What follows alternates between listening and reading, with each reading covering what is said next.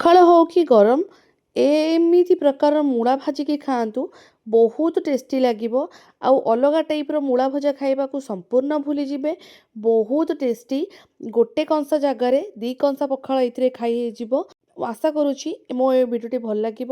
ନମସ୍କାର, ଗୁନୁସ୍ ଓଡ଼ିଆ କିଚେନକୁ ଆପଣଙ୍କୁ ଅନେକ ଅନେକ ସ୍ୱାଗତ। ମୁଁ ଏଠି ତିନିଟା ବଡ଼ ସାଇଜ୍ର ମୂଳାକୁ ଏମିତି ପତଳା ପତଳା କରିକି, ବହୁତ ପତଳା ନୁହେଁ କି ବହୁତ ମୋଟା ନୁହେଁ, ଏମିତି ମିଡ଼ିୟମ୍ ସାଇଜ୍ର ନେଇକି ଆକୁ ଏମିତି କାଟି ନେଇଛି। ଆପଣ ଯଦି ଚାହିଁବେ ଆଉ ଟିକେ ମୋଟା କି ଆଉ ଟିକେ ପତଳା କରିବା ପାଇଁ ବି କରିପାରିବେ। ଏମିତି ମୋଟା ଖାଇଲେ ବହୁତ ଟିକେ ଭଲ ଲାଗିବ ମୂଳା ଭଜାରେ। ସିଝିଗଲା ପରେ ମୂଳା ଆଉ ଟିକେ ପତଳା ହେଇଯିବ। ତ ଦେଖନ୍ତୁ ମୁଁ ଏଠି ଗୋଟେ କରେଇ ନେଇଗଲି।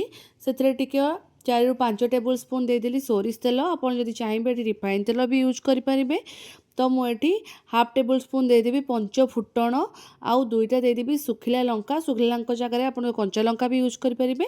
ତ ଦେଖନ୍ତୁ ଏଇଟା ଟିକେ ଭଲ ଭାବରେ ଫୁଟିଗଲା ପରେ ମୁଁ ଏଠି ଯେଉଁ ମୂଳା ତକ ସବୁ କାଟିକି ନେଇଥିଲି ଆକୁ କରେଇରେ ସବୁ ଦେଇଦେବା। କାହିଁକିନା ଆମର ଫୁଟଣ ଏଠି ଭଲ ଭାବରେ ଫୁଟିଗଲାଣି। ଆକୁ ଭଲ ଭାବରେ ଟିକେ ଏପଟ ସେପଟ କରିନେବା, ଯେମିତିକି ତେଲ ଆଉ ଫୁଟଣ ସବୁ ଭାବରେ ମିଶିଯିବ।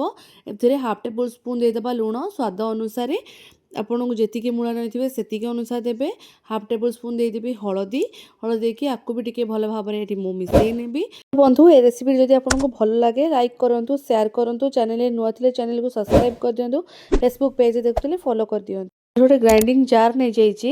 ସେଥିରେ 1.5 ଟେବୁଲ୍ ସ୍ପୁନ୍ ଦେଇଦେବି ସୋରିଷ। ଆପଣ ଚାହିଁ ବହୁତ ଅଧିକ କରିଥିବେ ତ ଅଧିକ ଟିକେ ନେବେ।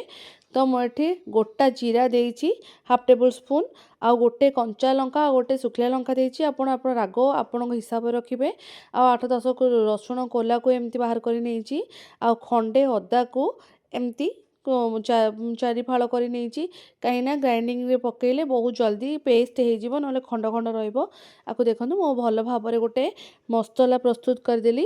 ଦେଖନ୍ତୁ ପୁରା ଫାଇନ୍ ପେଷ୍ଟ କରିବେ, ଦରଦରା ରଖିବେନି। ଦେଖନ୍ତୁ ଏଠି ଦରସିଝା ହେଇଗଲାଣି ମୂଳା ସବୁ। ଆଉ ଏଥିରେ ମୁଁ କ'ଣ କରିବି, ଏବେ ଏଇ ଷ୍ଟେଜ୍ରେ ମୁଁ ଯେଉଁ ପେଷ୍ଟ କରିକି ରଖିଥିଲି ତାକୁ ସବୁ ଆଡ଼୍ କରିଦେବି। ଆଡ଼୍ କରିଦେଲେ ମସଲାରେ ଏ ଯେଉଁ ମସଲା ସହିତ ମୂଳାଟା ଆମର ସିଝିଯିବ, ତ ତା ଟେଷ୍ଟ ବହୁତ ଭଲ ଆସିବ। ୟାକୁ ଏବେ ମୁଁ ଘୋଡ଼େଇକି 2 ରୁ 3 ମିନିଟ୍ ପର୍ଯ୍ୟନ୍ତ ସିଝିବାକୁ ଛାଡ଼ିବି। ଦେଖନ୍ତୁ 2-3 ମିନିଟ୍ ହେଇଗଲାଣି। କେମିତି ଭଲ ଭାବରେ ମୂଳାଟା କେମିତି ସୁନ୍ଦର କଲର୍ ଆସିଛି, ମସଲା କେମିତି ସବୁଆଡ଼େ ଲାଗିଛି। ଦେଖନ୍ତୁ ବହୁତ ଭଲ ଭାବରେ ମୁଁ ଆକୁ ମିଶାଇ ନେବି।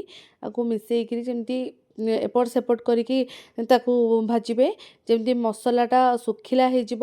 ଆଉ ତା ଯେତକ ସବୁ ପାଣି ଥିବ ସବୁ ମରିଯିବ। ଦେଖନ୍ତୁ ଏଠି ପାଣି ମୋର ସବୁ ମରିଗଲାଣି। ଏଠି ମସଲା ବି ବହୁତ ବଢ଼ିଆ ସ୍ମେଲ୍ ବି ଆସୁଥିଲା। ଦେଖନ୍ତୁ ମୁଁ ଏଇ ଷ୍ଟେଜ୍ରେ ଗୋଟେ ଛୋଟ ମିଡ଼ିୟମ୍ ଟମାଟୋକୁ ଏମିତି ପତଳା ପତଳା କାଟି ନେଇକି ପକାଇଦେବି। ଟମାଟୋ ପକାଇଲେ କ'ଣ ହେବ ନା ଏଥିରେ ଟିକେ ଚଟପଟା ଫ୍ଲେଭର୍ ଆସିବ, ଆଉ ଟିକେ ବହୁତ ବଢ଼ିଆ ଲାଗିବ। ଆପଣ ଚାହିଁବେ ଏଥିରେ ବାଟି ପାରିବେ ବି, ଯେ ମସଲା ବାଟିଲା ବେଳେ ବାଟିବେ ତ ଏଥିରେ ଏମିତି ହେଲେ ଏଇଟା ଭଲ ଲାଗିବ। ଅଳ୍ପ ଟିକେ ଧନିଆ ପତ୍ରକୁ ଏମିତି ଛୋଟ ଚୁନ ଚୁନ କରିକି ଏଥିରେ ଦେଇଦେଇଛି।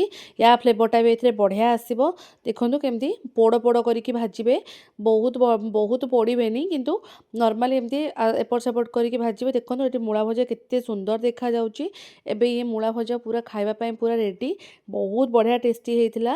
ରହୁଛି, ଆସିବେ ଆଉ ଗୋଟେ ନୂଆ ରେସିପି ସହିତ। ସେ ପର୍ଯ୍ୟନ୍ତ ମୋତେ ବିଦାୟ ଦିଅନ୍ତୁ। ନମସ୍କାର, ଜୟ ଜଗନ୍ନାଥ।